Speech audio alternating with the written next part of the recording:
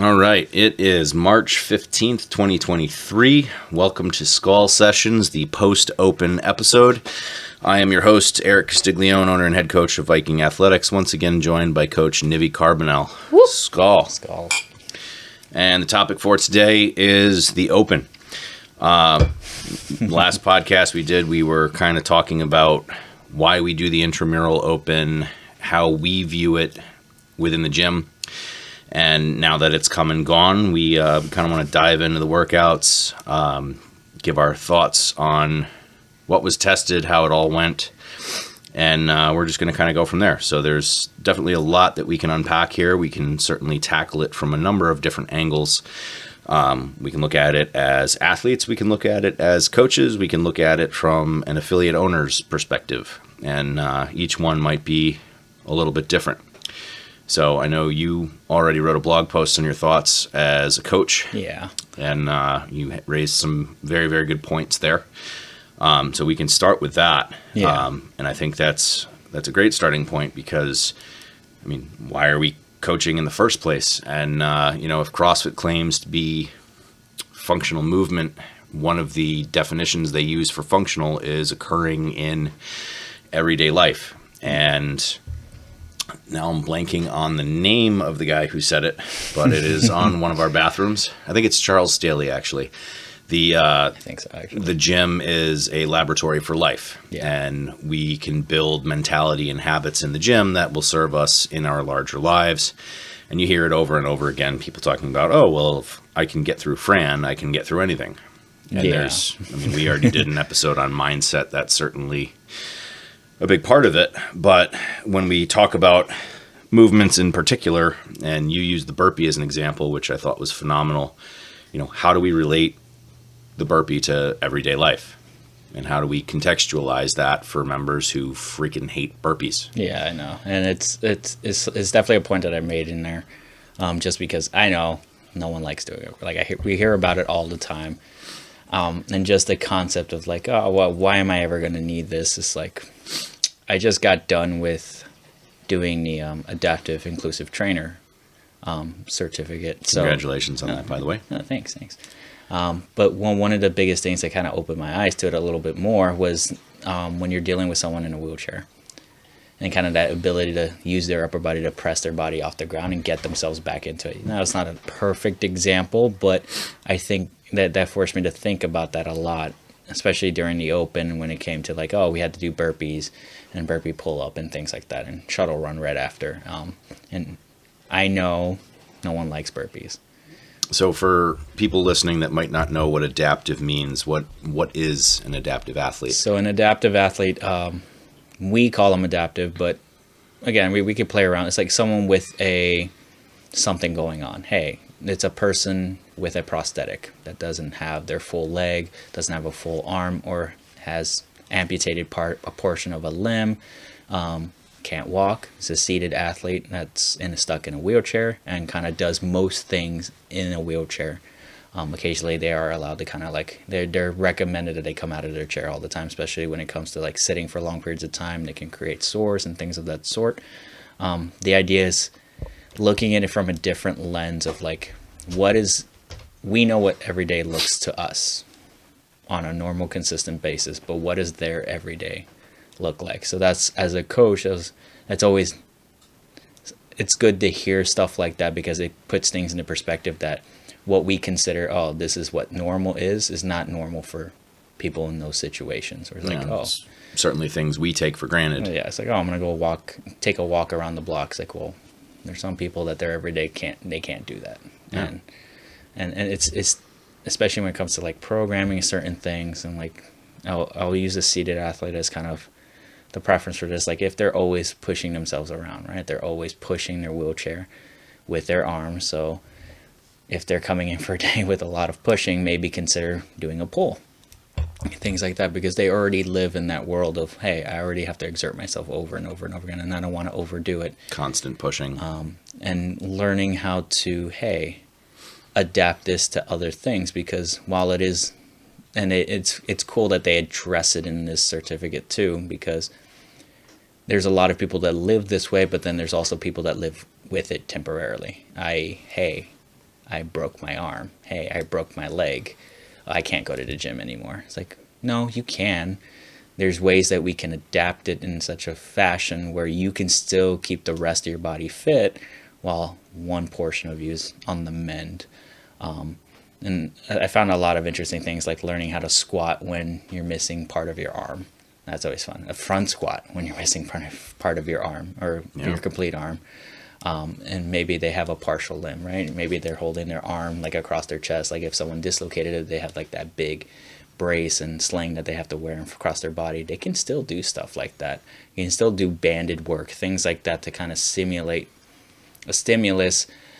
Even though the appendage isn't there, there's still muscles that are there to recruit and be able to move in a quote unquote normal way. And things like that. So learning that, not just for everyone's everyday, but for that person that's, hey, I got hurt. Yeah, I mean, and we see that frequently. How many times have people come into the gym wearing a boot because they had something happen, and we have to work around it. Mary dropping, breaking her toe. It's like, oh no, that's not good. So, I mean, that happens more often than we think. And to bring it back to rooting movement into our everyday lives, a personal example that I've run into, I loved your burpee example, because at one point I was working with a 72-year-old stage 2 Parkinson's client. Yeah. And just watching the movement deteriorate from year to year was tough. And it kind of went down. He would take the summers off. I mean, he didn't live in state, but he was in the area pretty regularly. He was the father of one of our members. Mm-hmm. And it started out with just routine exercise. Like, the guy was 72, had been fairly athletic his whole life. And, initially we got him to a point where he wanted to move some weights. So we got him squatting, no joke, over 100 pounds. That's cool. Like, that's awesome. Took the summer off, came back, and from there it was mostly stability exercises, and he had suffered a couple of falls. Mm-hmm. So no joke, we trained Turkish get-ups and burpees. Mm-hmm. And that's, all right, you fell down, how do we get you back up? Mm-hmm. And, whether you're on your stomach, on your side, on your back, how do we address that? And then, unfortunately, everything continued to deteriorate from there. And by the end of our training, it was literally just me making him do the physical therapy that he wasn't doing at home. Yeah. And now may he rest in peace. But it certainly does put things in perspective, and it's important to keep in mind. I know Greg Glassman used to use the example, what is a squat? And people are like, oh, squats are bad for your knees. He's like, tell me how you get up off the toilet. Yeah. So I thought that was a very good point, is how do we put this in perspective for members and make sure that we're rooting this in our daily lives so that people understand why we're doing this, and much bigger picture than just I'm trying to get a squat PR or something like that. Oh yeah, so. and there was a lot of things in there, because it's after going through that, it made me forced me to kind of look within inside myself to kind of have that conversation, which is where that came from in terms of writing that. Again, that was more pointed towards me and kind of what I saw from my own performance as quote unquote a coach, because we can spend all day doing the athlete thing, for sure. Obviously. And we'll dive in a little bit. Oh yeah, and I'll definitely get in there, but it's like, okay, coaching being an athlete and being competitive in CrossFit will only last so long. But at the end of the day, my ultimate goal is I'm a coach for life, and that's not going away. It's not going to diminish anytime soon. Hell, I've been doing this for 10 years, so it's not going anywhere. So why can't I apply the same kind of principles to that? So taking a look at myself and reminding myself of certain things, right? And obviously with my background, it's easy to see where some of that comes from, where, time in the Marine Corps, and it's I was put in unique positions where I was kind of forced to do certain things. Hey, I had to lead people. I had to get to know people and observe people and kind of had those hard conversations with people. But I also knew that as their leader, as their whether it be their sergeant, their corporal, their staff sergeant, that their eyes are always on me, and I always had to make sure that I was doing the right things, even when no one's watching. Very stereotypical phrase that you probably hear in the military a lot, but it's true. And it might be from the smallest things, right? Interactions with people, the way we react to certain things. There's always someone's watching, especially in a coaching setting. There's always eyes on you, and you need to be the example. Yeah, members understand we're human, and I would hope that they understand that we're human, and we all make mistakes. But know that we are growing for it, and that we see mistakes. We know that there are things that we can work on to be better, and we are actively, and it kind of shows that we're actively working on it. It's not just like, oh, okay, yeah, I heard you out, cool, and then nothing happens after that. You don't see any change. We're constantly changing. It's kind of the same way, like we can go out and get all these certs, but what do they really serve if we can't really use them appropriately for the people that we're supposed to be taking care of, and the people that are looking to us for that expertise. So I kept that in mind when I was writing that out, just to kind of refocus myself. I was like, hey, at the end of the day, as a leader in this community, whenever someone feels like they failed or didn't quite meet expectations during any one of these workouts in the open, that's on me. So what can I do to help fix that? Not necessarily fix that, but help start the remedy, and to start inching them closer to something that they want to get better, that they legitimately like, okay, I want this, I want to learn this new skill, or I want to master and get better at a skill that I thought I had, and then suddenly I realize I'm not as good as I thought I was. I think that's like that's a good jumping off point to actually talk about the workouts. You mentioned, yes. What people failing to meet expectations. Again, whose expectations and for what? So that's typically my response anytime people are like, oh, is this a good workout? For who and for what? Yeah. So I know I listened to Boz and Pat Sherwood's podcast, Very Not Random, and they were talking about Boz's thoughts behind each workout and kind of where it came from. Did you get a chance to listen to that? Oh, yeah. I listened to it. As soon as it came out, I listened to it. All right. So, he's talking about, I always wanted to repeat. I wanted to throw in something new.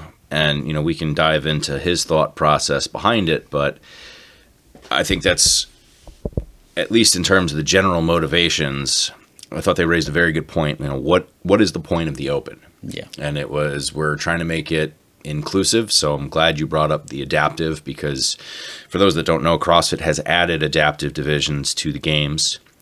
I know a lot of people in our gym follow Make WODs Great Again, John Woolsey, and he is hugely involved in the adaptive side of things. So much credit to him, not just for making us laugh, but for partaking in that as well. And so that's part of the inclusivity piece. So the Open's supposed to be inclusive, but at the same time, it is a stepping stone to qualify people for the games. So we need to be testing fitness, and we need to be separating people in some way, shape, or form. So how do you accomplish all of these things, especially in 3 weeks? When it was 5 weeks, you had a lot more room to play with. You had a lot more that you could do, because, how many movements comprise CrossFit? It's infinite. So, infinite variations of things. So how are we including them, and what happens when we're now constrained by 3 weeks? So I know his thoughts. He said he wanted to repeat something. He wanted to introduce some things that were new, and we can certainly dive in from there. So 23.1 was a repeat. It was, 14.4? Yes, sir. And that was a 14-minute AMRAP. It was a chipper, 60-calorie row, 50 toes to bar, 40 wall balls, 30 cleans anyway, and 20 muscle-ups. And, he and Pat Sherwood were talking about it and how much they love this workout, because it's kind of got a little bit of everything. And they were asking, were there any other workouts that were in the running for repeats? And, they kind of got into that, which is funny, because the one that he mentioned was 15.4, which is an ascending ladder of cleans and handstand push-ups. And I did predict that one would show up in week 2 or 3. Wasn't it like the runner-up to this one? It was the one he's like, I want that one, but I like this one way better. So my predictions were completely off this year. Usually I have a good feel, but I can talk about where my predictions came from and why I was a little bit misled, but we can get into that a little bit later. What were your thoughts on this repeat and this workout in general? So it's it's no surprise, or at least everyone already has an idea. Like, this is actually my favorite open workout. And I enjoy this being the jumping off point. And it was funny. Who was I listening to? I was listening to Getting with the Program with, what are their names? Jesus, now I'm blanking on their names. I don't listen to many podcasts. Chase Ingram and Bill Grundler. There we go. Oh, okay. So yeah, and they were kind of like, I don't. It's like, it's a good workout. Like, their personal feelings, they put them aside for a second. The workout is fantastic because it has a little bit of everything. It is traditional CrossFit, and it is a bit of a trap. And it's very much a trap. But let's dive into that a little bit. When you say traditional CrossFit, what do you mean by that? It's just a mixed bag of everything. You get everything. You have weightlifting, you have gymnastics, and you have some cardio-based fitness in there. Okay, fair enough. It's a little bit of everything thrown in together, and you have a certain constraint of time, and it is an AMRAP. And then all of us looked at it and how the hell am I going to get to another round? As we were watching the open announcement, and they were making it to another round. I was like, yeah, that's not us. Well, the pros will do that. Oh, for yeah, sure. definitely, for sure. But I have a love affair with this one just because I love that this was a jumping off point, because for majority of people, this might be their first time ever seeing this workout. There was very few people outside of maybe a handful, maybe if you programmed it for the gym. But people that comprise the population that were actually around in 2014 that got to do it the first time it ever appeared, that's something else. And that I thought that was special because it did two things in my mind. One, I like the idea that he repeated something from that far back. When we're talking about 2014, we're talking about an age where, was it 2-3 opens in? That was the fourth open. 11, 12, 13, 14, yeah. Yeah, so fourth open. And it was RX or die. Yeah, they didn't have a scale division. There was no such thing as scale, and for a lot of people, their workout ended after the row. After the row, right? Because then they stared crap. I can only get one toasted bar every minute or so, and things like that. And it forced a lot of people to do a lot of things. But I think on the flip side of that coin, for all of us that were around, it's a little bit of nostalgia. I remember back then. Because I have a love-hate affair with this one, because I remember when I did it in the open. I distinctly remember because it was my second open ever. And I didn't make it past the cleans. But I remember I stayed because I really wanted to make it to a muscle up. And then that was where my mind was focused the entire workout. I'll come back to that point. This time around? Yeah. Well, that first time I was I really wanted to make it to the muscle up because I had never done a ring muscle up. I'd been practicing, did all the drills, and I was hoping, this was going to be my time to finally get one. And I never even made it to the rings. So I stayed for the rest of the heats, and I was in Japan, and I spent an hour and a half after everyone was done just playing around with the rings, and that's when I got my first muscle up ever. Awesome. So that was kind of the nostalgia's there for that. And then lo and behold, here, 9 years later, I made it to the muscle ups.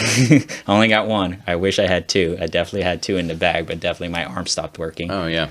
But it's the same feeling of when I got there. I felt like my younger self for a moment there. I was very excited to see this again, to try it again, because this was only my second time doing that workout. I've never repeated it. Yeah, I've never repeated it either, and I'm looking back on my own career. This was right after I made the transition from competitive CrossFit into more strength sports. I had just started coaching an athlete that we'd started strongman clinics, because we had been Rob Orlando was huge in the CrossFit community and was introducing strongman movements into competitions, and they were making much bigger appearances wherever you went. And so I had an athlete that happened to be very good at the yoke. Her first time doing it, she could run with 450 pounds on her back like it was nothing. And she was interested in competing in strongman and asked me to help coach her. And I had zero experience in the sport, so I was, I don't believe that you need to necessarily be competitive in the sport to coach it, but you should have an idea of what the athlete's going to go through. So that was when I made the transition for myself to start competing in strongman. And I hopped in the open for kicks just to see what would happen. And at least at that point, I had retained enough of my conditioning that I made it through, I think, 5 muscle ups. Nice. Fast forward 9 years, I've gone a lot farther down the rabbit hole in strength sports between strongman and then Olympic weightlifting, and then my program now is mostly powerlifting based. So it was like, okay, the beauty of this workout, and we'll talk about, stimulus and all that fun stuff. And I know that Boz touched on it a little bit. He's talking about, making it through chunks of this workout after the row. Really, the issue is, what is it that's limiting people in this workout? With the toes to bar, that is mobility, that is skill, and that is a lot of muscular stamina. Mm-hmm. Muscular stamina I got for days. Wind, not so much. So how do I make up time here? And it gives you a lot of opportunity to strategize. Yeah. You play to your strengths. So I dial back the row. I go not quite to failure on the toes to bar, and I made up a crap load of time there. Wall balls, pretty light. There's a nice disjointed way to do them where you can kind of fudge your way through them without actually spiking your heart rate. Yeah. And then, of course, the cleans, even though that's a lightweight, and they did hit on this, by the time you get there, it doesn't feel like 135. Oh, yeah, it definitely doesn't. And that was where my wind and lack thereof caught up with me. So I wound up being 10 reps shy of where I was 9 years ago. But, considering that I know for a fact my conditioning is not where it was because I don't focus on it like I should, it just provided a lot of opportunity to strategize, to, efficiency of movement, skill development. There's a lot going on here. So I agree with you when you say it's classic CrossFit. That is what classic CrossFit is, stealing from multiple domains. I shouldn't say stealing, borrowing. It's fine. I don't want to input any negative connotations there. But there were a lot of different ways to slice this, and a lot of different ways. I just remember in 2014, everybody died on the road. They went out way too hot. Oh, yeah, of course. And then you realize how long 60 calories takes. 60 calories, and then trying to do the 50 toes to bar, and I can do sets of 20, no problem, and you're dead. And I think that's what I like about this, because it is a trap. And I think it's because everyone has that tendency. They have certain expectations for themselves. So everyone was looking down the list and they're thinking, what am I gonna do when I get to here? When I get to this point? At this point, what am I gonna do? Without really having a plan of hey, you have to get through the row first. You gotta get to that point, yeah. And get to toes to bar. And I think a lot of people kind of paid the price with that. And I like the idea that this is hey, it's about, you get to kind of game it and slice it however you want, but you also have to do that a little bit on the fly, because Stone Cold Steve Austin walked down the ramp with a chair magically and just smacked you in the face, and your plan just went out the window. Yeah. And I think, to be fair, I do remember this one very well, and I remember that. So for people that have done it before, you have the advantage of, oh yeah, I mean, when we repeat benchmarks, former coach of mine always said the best way to make progress is to do the same workout 2 weeks in a row. So whatever conditioning you're doing Monday, Tuesday, Wednesday, Thursday, Friday, repeat that a week later. Mm-hmm. And you'll be amazed at how much your scores improve. And that's part of that is your body adapting to what you're doing. But part of that is maybe I went out a little bit too hot, or maybe I didn't go out hard enough. And pacing is a skill that you learn. So yes, I may be almost a decade older, or I'm over a decade older now, but I can't do math. That's 9 years. Almost a decade. Almost a decade. I was right the first time. Shut up. I've had bourbon. 9 years later, I'm definitely a smarter athlete, even if my conditioning's gone to shit. I will take it. Yeah, I'm on the same thing. It's funny because I think about it now. It's it was funny when I did this in my 20-somethings, and I was now I'm 35, and I'm looking back you were an idiot. You were stupid. It was I'm not doing the same thing like I did last time. And it's funny because now I'm 9 years older, 35 pounds heavier. Yeah. And still a hell of a lot fitter than where I was back then. So we'll get into the weight aspect of it in a minute. That was something I wanted to talk about. But, the questions are, what are we testing? And obviously we talked about Boz's goals here. I also think this is a great one when you have 3 weeks and you're limited in what movements you can do. Yeah. This covered so many of them. I think you kind of have to do a chipper at some point. Yeah, you kind of do. So, then moving on to 23.2, we have part A, which, again, it's a couplet. Yeah. But yeah, they brought in something new, a burpee pull-up, which it's the first time we've seen it, and burpees have been in every year. But I thought this was interesting because pull-ups have made it in, I think, all but 1 or 2 years, maybe. I think there was 1 year, yeah. And this is an interesting spin on it. Oh, yeah. And you hear Boz's thoughts, people can use the jump and it becomes a jumping pull-up, and it becomes a lot more inclusive because you can grind through a lot more than you think. And when he laid out his thoughts on this, why the ascending reps with the burpee pull-ups, he's like, well, the advanced athletes, they can keep pace with each other, but once you get into those, the shuttle runs are the same every round, but once you get into those higher rep sets, that's where the separation comes in. So he achieved his goal there. Oh, yeah. I thought it was, people were complaining about the time domain because it's 15 minutes and the last one was 14 minutes. Yeah. And they're talking about chunking the workout versus continuous movement. I like to dive a little deeper when I talk about, I hate the word stimulus because it's been ruined for me by people in my past. But really, what does that mean? It's, well, what are we trying to test? And whereas the first one was more about muscular stamina, like I got to break up my sets because I'm going to fail. I can't do that many toes to bar in a row. This was all cardiorespiratory endurance. It's 15 minutes of moving nonstop. I would qualify that statement only by saying the one issue I had with the burpee pull-up is that there was no standard height.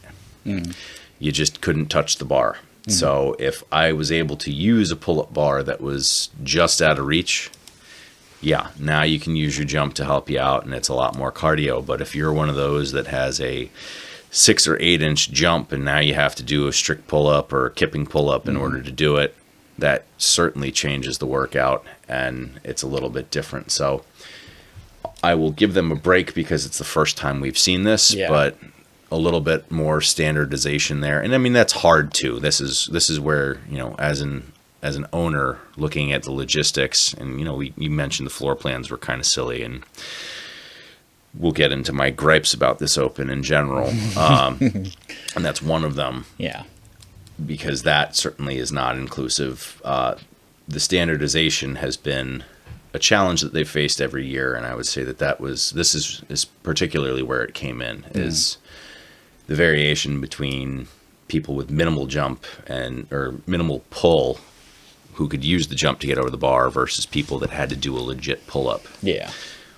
Just changes things. Yeah. It's an interesting one just because, again, it's 15 minutes. It's like, it's kind of like the last one, but it's like, it really isn't. It definitely isn't. There's definitely a lot of things being tested are kind of similar, like definitely your accuracy underneath a pull-up bar. I think everyone figured that out real quick. It's like, I'm too far back and I have to take a step forward in order to jump onto the rig, or like I have to make sure I land in the same spot every single time, so I'm directly underneath the pull-up bar so I can use the jump to my advantage and things of that sort. And pro tip for people, if you haven't done the burpee pull-up, you want your hands slightly in front of the bar, so you're jumping up and back. There we go. And I think this is a good one for the separator, because for a lot of us, mere mortals, what did we do on the shuttle run? It was kind of like, okay, all right, you don't want to catch know about my breath. My shuttle run. You were alongside me. You probably didn't see my first shuttle run. I was like, okay, cool. I was shaking out my arms, kind of like, all right, pacing myself, just take it one at a time. But if you're one of the best in the world, you're moving. You don't have a choice. You need to go. And there's no place to stop and breathe. No. Yeah. Never. And Boz raised an interesting point. He said you can't test fitness without testing running. And you can agree or not there. I think this and 23.3 are an appropriate place to discuss the body weight issue. And Chris Hinshaw harps on this a lot when he talks about Rich Froning and Rich Froning's VO2 max. Your VO2 max is measured in milliliters per kilogram.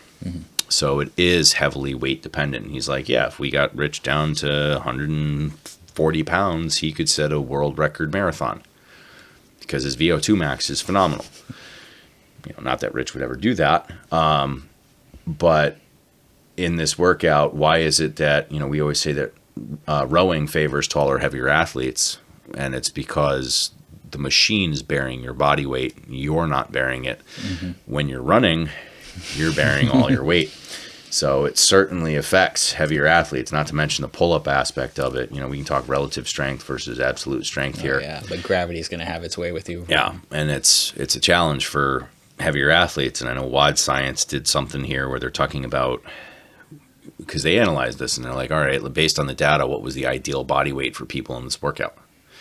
People that had the highest aggregate score between 23A, which is straight up cardio, and 23B, which is max strength. And it was like 195 pounds was like that sweet spot, which is funny to me because that's exactly what it's been. If you look back at everybody that has ever analyzed the ideal body weight for CrossFit, it's okay. I'll take that back.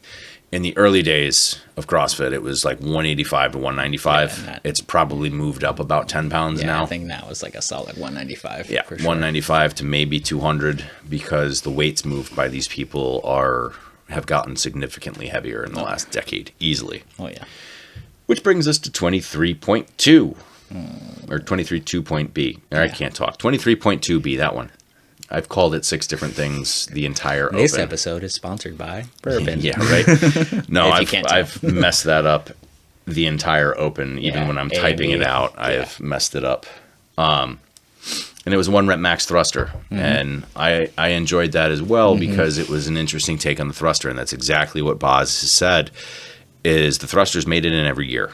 So how do we add a new twist on this where we're not just hammering out, he called it medium weight. I would say 95 is lightweight for generally when we're programming it, we consider that lightweight. And you can get progressively heavier, but he's like, how do we add a new twist where we're adding it heavy? And he got tired of max snatch, max clean and jerk, that being the heavy piece. So I did think this was a refreshing take on it. And to his point, it is accessible. If it's a max, anybody can do a max. Obviously, the way they wound up scoring this is if you did scaled on the first part, you were considered scaled for the second. Yeah. I'm not sure I agree with that. But I do agree with foundations because, the whole point of foundations is if I'm limited, like what was the standard? I had to get hips below my knees. Yeah. So foundations make sense because it's for people that might not necessarily be able to do that. So in that sense, it's important to have that option. But for everybody else, fine. Not sure I agree with that, but that's okay. I think the only real reason I enjoyed this one, or at least this part, was kind of like it did 2 things for me when I saw it. I was like, 1, yes, thank God, something different. But then 2 is like, that means we don't get to do thrusters anywhere else, or at least I hope we don't, in massive amounts of. Like, thank you, Jesus. We're not going to be doing 100 reps of thrusters and 23.3, yeah. What was it? It was like thrusters and chest to bar that one year. Well, they've done that several times. Oh, my God. And it was like, it started at like 33 and went down by 3 every single time. I'm like, Jesus Christ. No, that combination's shown up. They've had thrusters in rowing. They've had thrusters in bar facing burpees, thrusters in double unders. Awful. Yeah. So, yes, you had to do 1 thruster at a time. That was a nice reprieve from years past, for sure. I agree with you on that. Super heavy to do it. Yeah. Or, relative to you, of course. And while you're under metabolic fatigue. Yeah. Unless you sandbag the workout. What?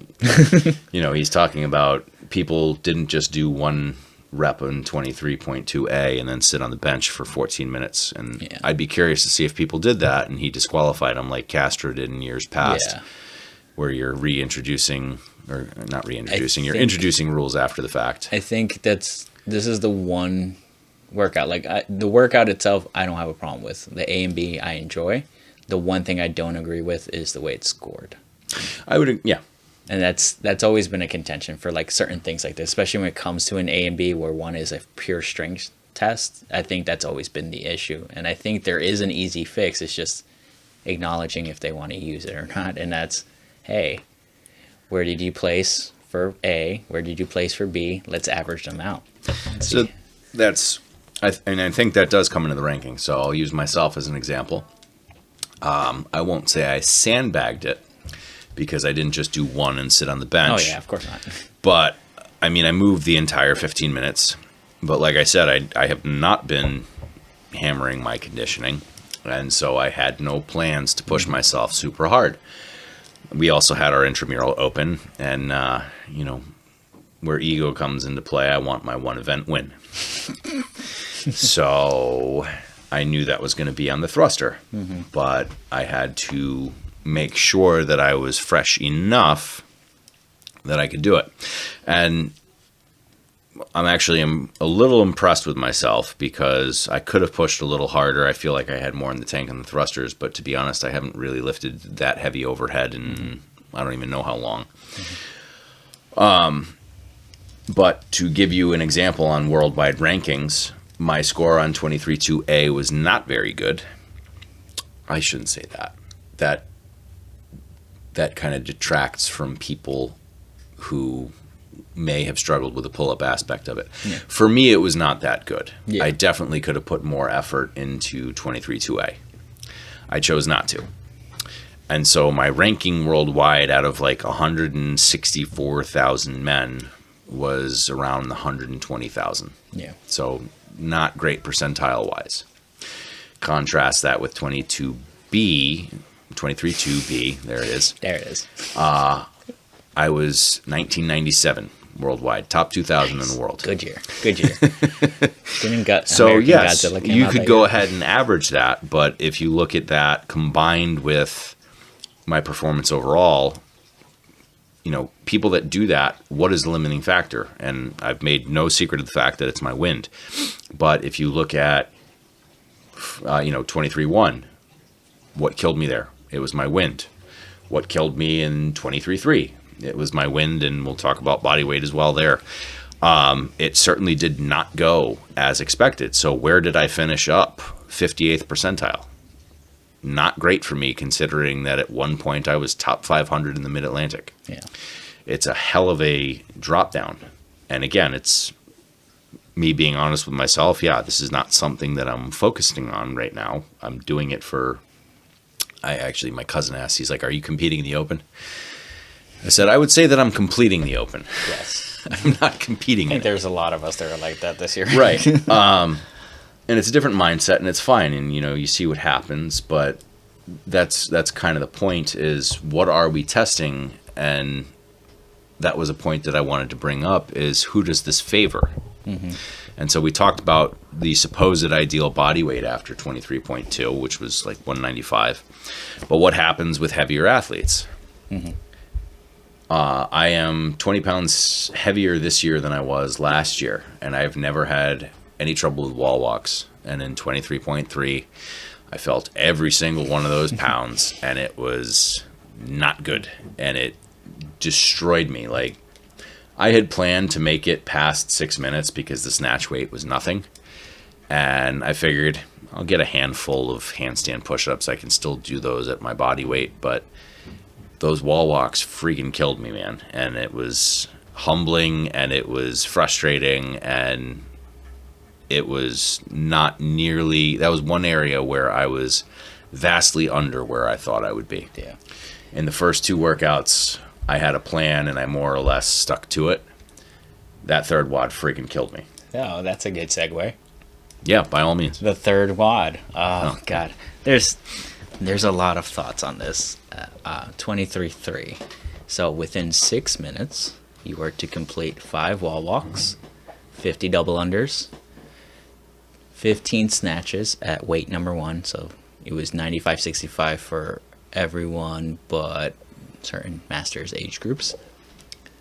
5 more wall walks, 50 double unders, 12 snatches at a second ascending weight, 135-95 for majority of us. If you complete that within 6 minutes, you can bank whatever time you have left. You go to another round, and your time cap gets extended to 9 minutes. You have to perform 20 strict handstand push-ups, 50 double unders, 9 snatches at another ascending weight. It was 185, 125. I think. I always put 135 with 125. 125, I think HQ is 125. Yeah, I think it's 125. And then We're a little more progressive in what we believe our women can do. Oh yeah, we're gonna definitely get into that later for certain things. And if God willing, you made it past that before 9 minutes expired, well, you get to have more fun and do 20 more strict handstand push-ups, 50 double unders, and then 6 snatches at 225, 155. That's brutal. Yeah. So it was amusing, and I mentioned John Woolsey earlier, and one of his memes was everybody freaking out about the handstand push-ups they're not going to get to. And I, first to raise my hand there, I thought I would have to, pace it a little bit to make it there. But I had no doubt in my mind that I would make it there, and then it was just gravy. Every handstand push-up I got was gravy, and then those freaking wall walks, the second round absolutely destroyed me, which I was not expecting, having done them for the last 2 years. Yeah, it was interesting to hear Boz's thoughts on this, and he talked about, well, he mentioned it in the last one, how they haven't really seen the coupling of gymnastics and just monostructural workouts. Yeah. So we see that again here, but they've thrown in a barbell as well. And so, the goal, again, is you got 3 weeks to throw in all these different movements. So we all knew snatches were coming. We all knew that double unders were coming. Yeah. It was the format that was a surprise. And there are so many different separators in this workout. You've got the wall walks and the handstand push-ups, Yeah. Shoulder fatigue, how they called it a different type of strength. I've written so many blog articles on this, relative strength versus absolute, different types of strength. Yeah, sure. You got, again, if you're a lighter athlete, this is going to favor you here on the wall walks. Not necessarily on the snatches. Yeah. That's where that happy medium, the ideal weight, comes into play again.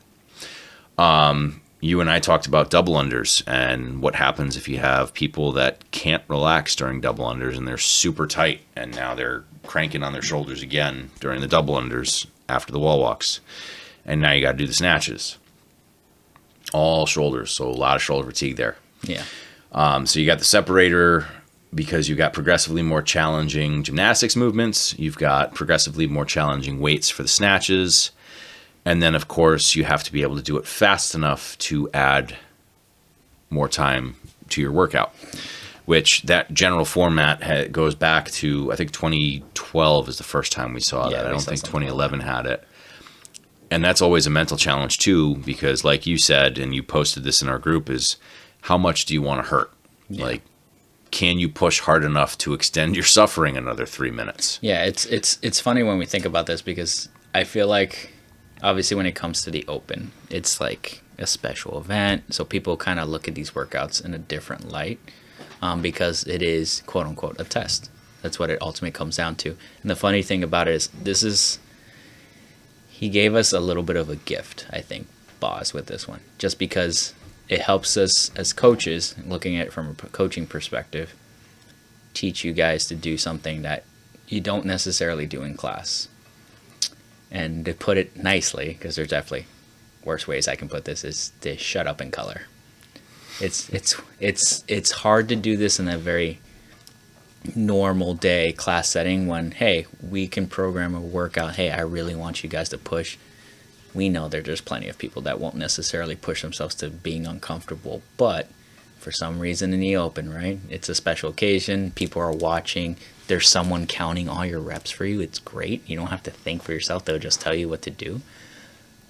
But at the same time, that pressure that you put on yourself that, oh, I need to perform. I want to make it to this point, but in order to do that, it's going to burn just a little bit more than I want it to.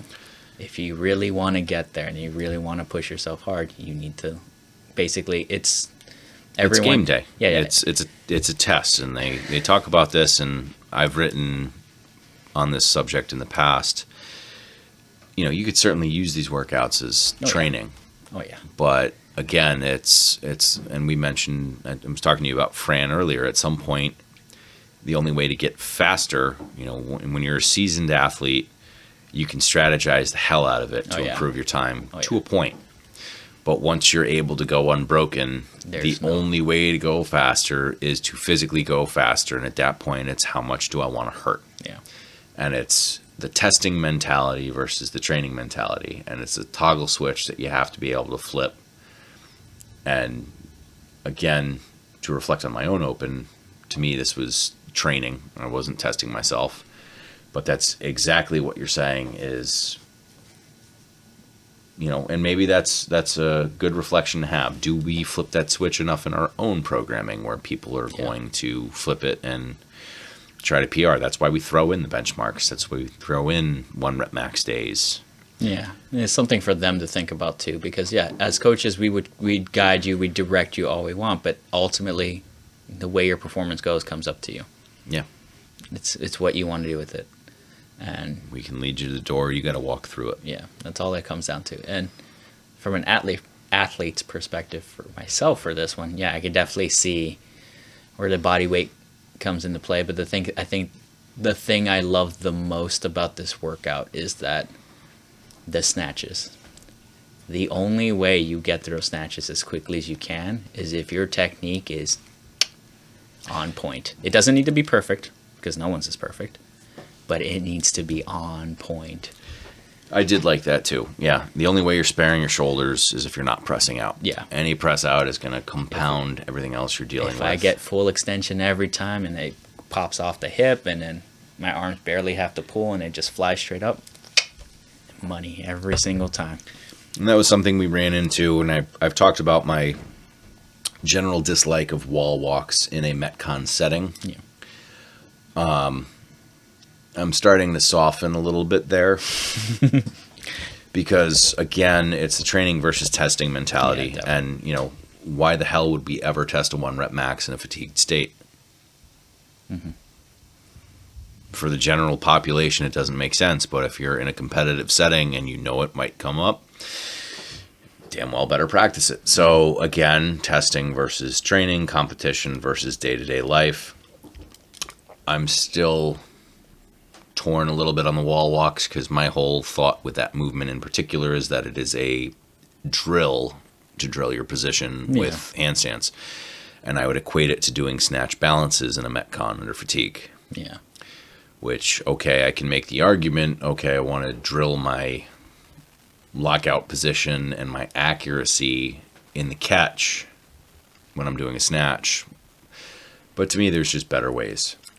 So I'm still torn on that. And then, again, I understood why they put it in the last couple of years. It was easier to judge than the handstand push-ups. It is.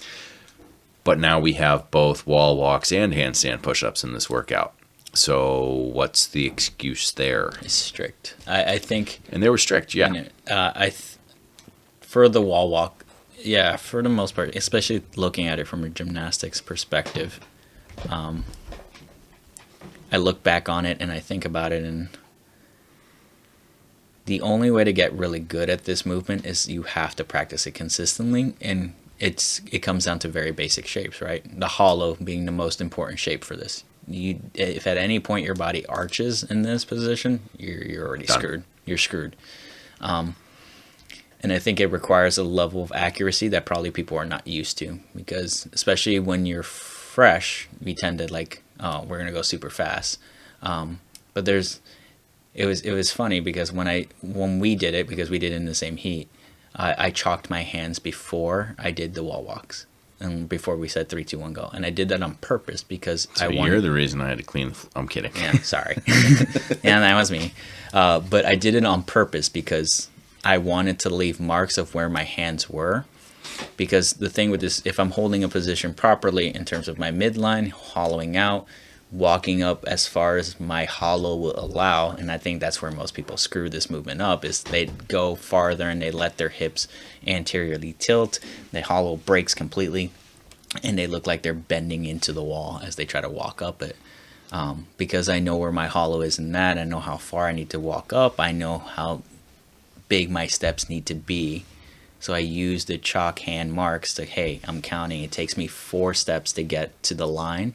The fifth one being when my second hand makes contact with the line and I go right back out, and I hit those same marks every single time, because under fatigue, once you've mastered the basic shape of a wall walk, once you've mastered the distance going in and out, the only way to get better with it, just like we've been talking about, is to go faster. Because the longer you stay in those positions, the more you screw yourself over. Yeah. Because you're holding yourself up. Yeah, you can still be taking the same size steps, but the more time under tension, suddenly it's not a fun idea anymore, especially when you have to snatch right after.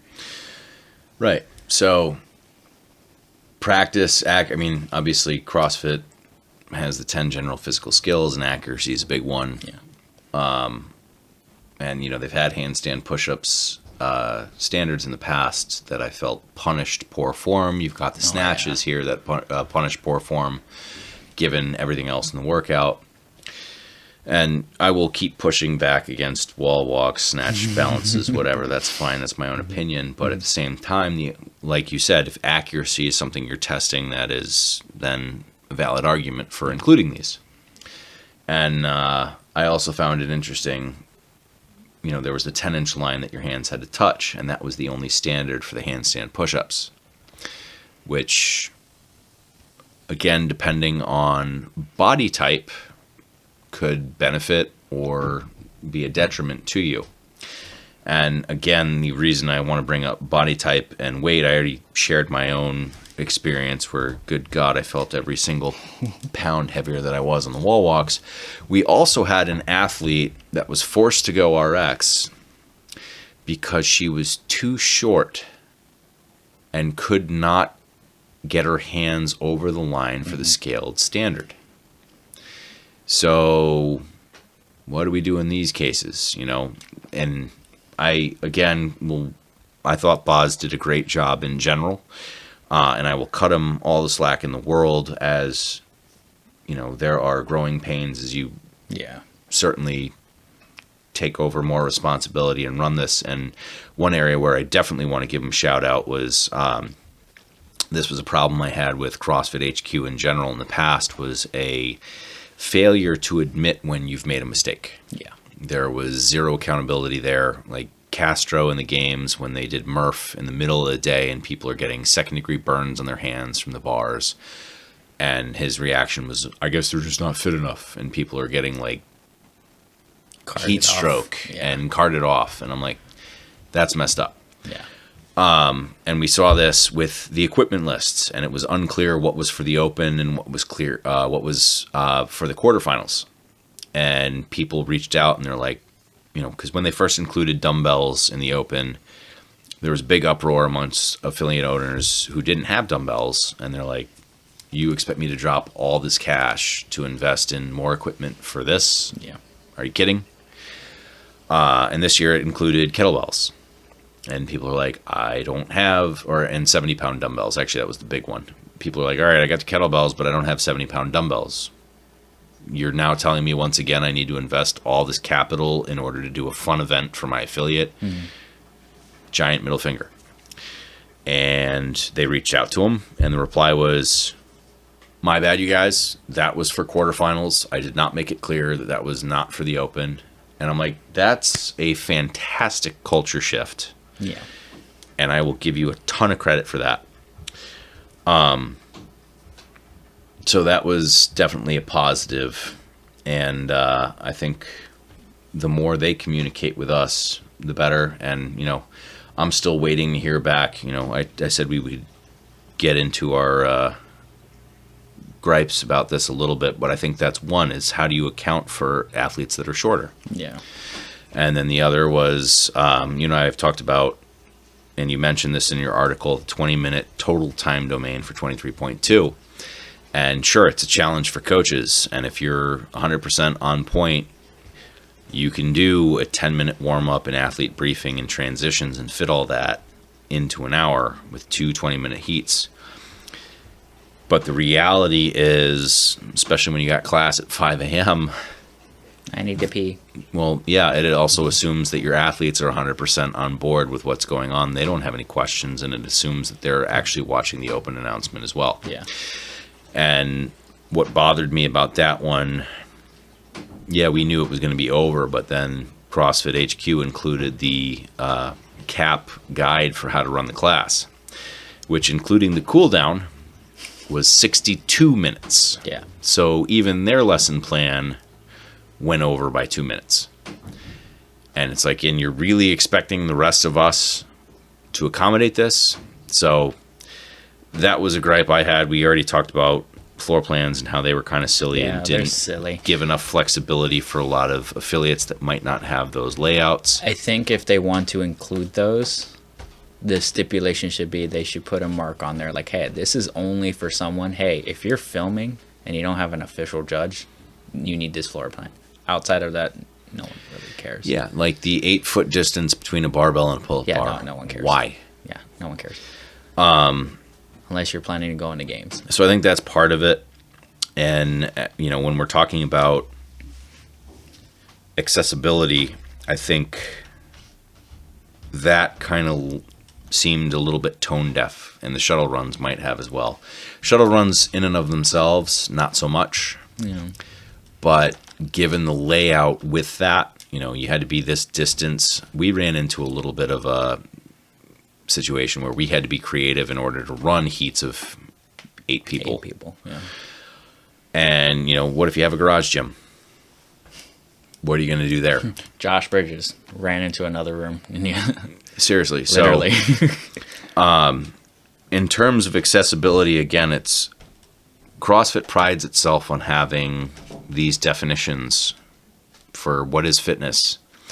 And they define a lot, and I think they do a great job in most areas. But I have always said where I think people get fixated, and we've touched on this in terms of the time domain discussion between 23.1 and 23.2, is there's a fixation on time domain, and it's, okay, I need to do workouts that fall within this time range. And again, I would pose the question, why? Yeah. We need to start with, what are we trying to train here? And the time domain and the movement selected need to be a tool for that. And I think we're starting to see that transition. And if you look at Boz's and Sherwood's discussion about the Open, they start to hit on that a lot. And I'm really, really happy with the direction that things are headed. But again, there's always going to be growing pains. And this was his first year programming, and some people hated it. There's always going to be room for criticism, but in general, I was pretty darn happy with it. Yeah, I enjoyed it. I felt like there was definitely nothing in there that you could point to as like, oh, absolutely no one can do that. Right. There were movements, but guess what? Where did they show up? Towards the end. Right. And who's going to make it that far? You could make the argument with the toes to bar, but again, that was a throwback to an era where scaling didn't exist. Yeah. And again, it fell in line with his goals, which were, we need to have that separation. Yeah. So based on the way that he explained himself, I think 100% he achieved his goals, and everybody's going to have different opinions on how we're going to test and how we should test things. I love that he came out and explained himself and was 100% transparent on where his head was. And then, evaluating him on those metrics, 100% spot on. I think for myself, from a coaching perspective especially, I'm curious to see what quarterfinals looks like. I'm curious to see what the AOQ, what semifinals, and what the games looks like. Because the biggest thing I've gotten from Boz is that obviously 3 weeks is very short in terms of trying to create not necessarily a perfect test, an adequate test to give everyone what they want. Yeah, and again, CrossFit prides itself on building 10 modalities, 10 general physical skills. You've got to test 10 things in 3 weeks. Yeah, and that's hard to do. With 3 workouts. But he's also the mastermind just a little bit. Not to say that Dave wasn't, but I feel like there's a certain finesse to Boz where we won't know what the entire picture looks like until the games are over and done with. Yeah, and I'm very curious to see what happens. And I want to see how it progresses from one to the other, how it flows from, now we've seen all these movements. very standard movements that we kind of like, okay, we expected most of this to show up. What's next? Yeah. Quarterfinals is going to be very fun to watch. And I'm curious to see if it kind of holds the same pattern as years past. I forget who I was having this conversation with, but I was talking about how motor was more important for the Open. You know, people are like, "Oh, well, if you're strong, you'll always be okay." Mm-hmm. And I'm like, "Yeah, I finished 58th percentile. I'm strong. I'm not well conditioned. I'm efficient, and I can do all these high skill movements." But in my experience, the Open has always favored a motor above all else. Mm-hmm. And back in the days of regionals, what was the separator between regionals and games athletes? And that was where strength came into play. And the data has borne that out over the last couple of years. The people that have qualified for quarterfinals and then semifinals, what makes them get from semifinals to the games? Mm-hmm. And it's strength as a separator. So I am very curious to see. This is the first full season where Boz is programming everything. I'm curious to see if that holds. And only time will tell. Yeah, and we do have a guinea pig for quarterfinals. We do. We do. She will be performing all of these starting tomorrow, because from what I've heard, she texted me earlier, kind of giving me her game plan. She's setting up for doing at least the first two, or some of them, Thursday night. But Catherine, our sweet little Catherine, has qualified for quarterfinals, 93rd percentile. And she signed up, and now we're getting ready to throw down. So it's very exciting news. I'm very proud of her. And I'm hoping we get to see something that I've been kind of hoping to see, where it's like, I want to see her full send. And I feel like this might be the environment where that might happen. I'm not going to hold my breath. I'm hoping. I'm hoping. If you're listening to this, please do it. Catherine, I love you as an athlete, but I've been harping on this for a long time, trying to get you to go full send. I want to see full send. We all want to see that. I'm also curious to see what happens with the quarterfinal WODs. Last year, I think, was the first time. People can correct me if I'm wrong, but I believe the first time they introduced quarterfinals, it was just 5 WODs, and you had to get them done between Thursday and Monday, and how you got them done was up to you. Yeah, it's like. And now it's, you got to get the first 2 done within 24 hours, and they specify the order a lot more. Yeah. So you could still play with the order. So like, I was talking with her a little bit, because like basically Thursday night is kind of like a freebie. So we, like, for example, it's like, hey, if there's a strength one, I recommend, depending on what kind of lifter you are, if you like being fatigued when you lift because you feel like you can lift your form's better or whatever, yeah, do it. But if you're not confident in that lift at all, guess what? That should be the first thing you do. I don't care what number it is. Do that first, get it out of the way. It's done. And then we can talk about the rest and kind of figure out the order. So that's kind of where we're at with that. I'm planning for her. And then we have AOQ next week. We get to see that. And we didn't have anyone qualify for that, but I will still be doing them anyway to subject myself to, more pain. Why not? Well, I found it interesting. Our top contender for the AOQ was once again limited by strength. It was the snatches that killed him. Yeah. In that weight. So. And that's something we're going to talk about, and something we did talk about, and we're working on little by little. Yeah. Oh, yeah. So all in all, bringing it kind of full circle to the Open, the goals were to separate people while keeping it inclusive and trying to test rather than train the 10 general physical skills. We look back at the workouts, we talk about accuracy. We certainly hit that. We had wall walks, toes to bar, always test accuracy. God forbid. Wall ball shots are literally a test of accuracy. Yeah, if you airball it, come on. Agility, the way that CrossFit defines agility is flowing from movement to movement. You had a chipper. Yeah. You do that. Balance. Oh, Jesus. I mean, I got... How much more literal do we get? I mean, strict handstand push-up. To be fair, I got like 3 no reps because when I pushed out of the strict handstand push-up, I went into a freestanding handstand and I couldn't get my heels back on the wall. Which, I mean, your balance was perfect. Gymnastic-wise, it's like, that is beautiful. It's like, I love this feeling, but I don't like this feeling at the same time because I just lost 3 reps. I remember those days. It's been a long time. It's okay. Coordination. Yeah. Yeah, come on. All the way through. Pretty much everything.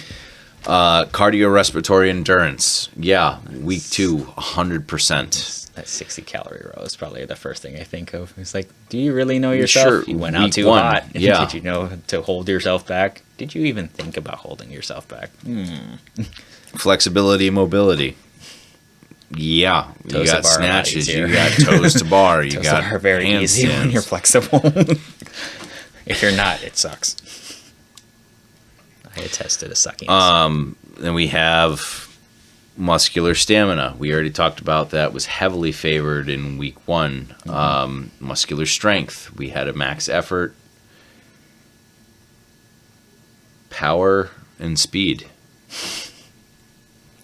That is. Did I hit all of them? Yeah. Accuracy, agility, balance, coordination, cardiorespiratory endurance, flexibility, mobility, strength, speed, power. What am I missing? I hit 9. Uh-oh. Damn it. Oh, no. Let me go through the list alphabetically again.